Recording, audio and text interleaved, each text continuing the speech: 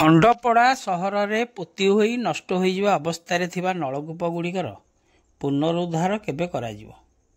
ଖଣ୍ଡପଡ଼ା ସହରର ବିଭିନ୍ନ ୱାର୍ଡର ସାହିଗୁଡ଼ିକରେ ଏବଂ ସହରର ମୁଖ୍ୟ ରାସ୍ତା କଡ଼ରେ ଥିବା ବହୁଗୁଡ଼ିଏ ନଳକୂପ ଏବେ ପ୍ରାୟତଃ ପୋତି ହୋଇଯିବା ଅବସ୍ଥାରେ ରହିଥିବା ଦେଖିବାକୁ ମିଳିଛି।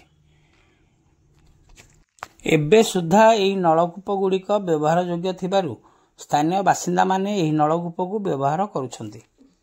କିନ୍ତୁ ଏହି ନଳକୂପଗୁଡ଼ିକର ଅବସ୍ଥା ଦେଖିଲେ ଯାହା ଜଣାପଡ଼ୁଛି, ଆଉ କିଛି ଦିନ ଭିତରେ ସହରରୁ ଏହିସବୁ ନଳକୂପଗୁଡ଼ିକ ସମ୍ପୂର୍ଣ୍ଣ ଲୀନ ହୋଇଯିବାର ଯଥେଷ୍ଟ ସମ୍ଭାବନା ରହିଛି।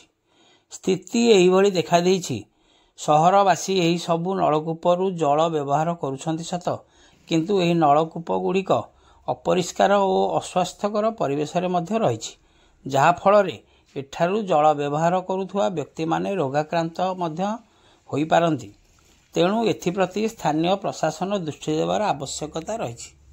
ସୂଚନାଯୋଗ୍ୟ, ବହୁ ବର୍ଷ ପୂର୍ବରୁ ଖଣ୍ଡପଡ଼ା ସହରରେ ଗଳିକନ୍ଦିଠାରୁ ଆରମ୍ଭ କରି ମୁଖ୍ୟ ରାସ୍ତା କଡ଼ରେ ଅନେକ ନଳକୂପ ସହରବାସୀଙ୍କ ସୁବିଧା ନିମନ୍ତେ ସ୍ଥାପନ କରାଯାଇଥିଲା ଏବଂ ସହରବାସୀ ଏହି ସବୁ ନଳକୂପ ଉପରେ ମଧ୍ୟ ନିର୍ଭର କରି ଆସୁଛନ୍ତି।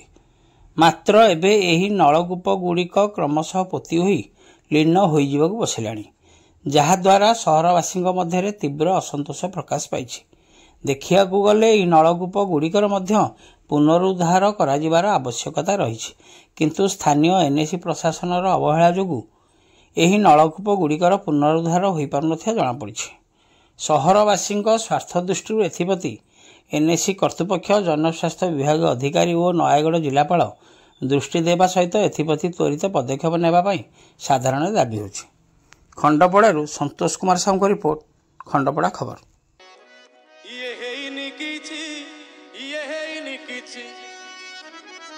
अरे भाई ये है ही नहीं किछि, ये है ही नहीं किछि। आउ देखो आगकू कोण होउछि, देखो आगकू कोण होउछि, देखो आगकू कोण होउछि, देखो आगकू कोण होउछि। डीजे सत्यजीत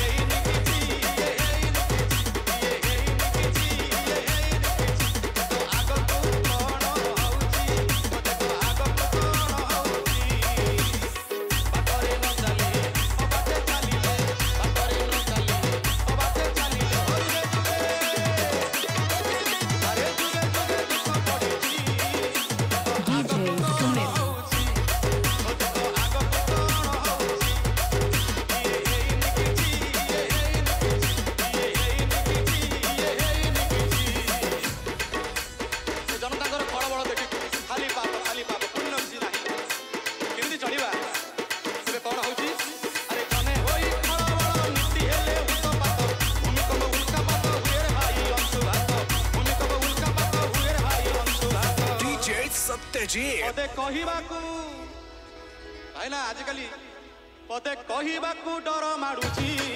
देखो आगकू कोण होउची, देखो आगकू कोण होउची, देखो आगकू कोण होउची, देखो आगकू कोण होउची। डीजे सुमित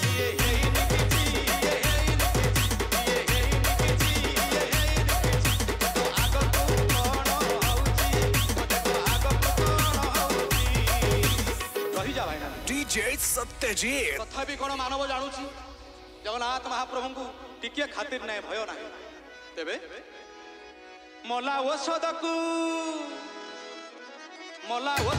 गड़े बांधुची। देखो आगकू कोण होउची, देखो आगकू कोण होउची, देखो आगकू कोण होउची। डीजे सुमित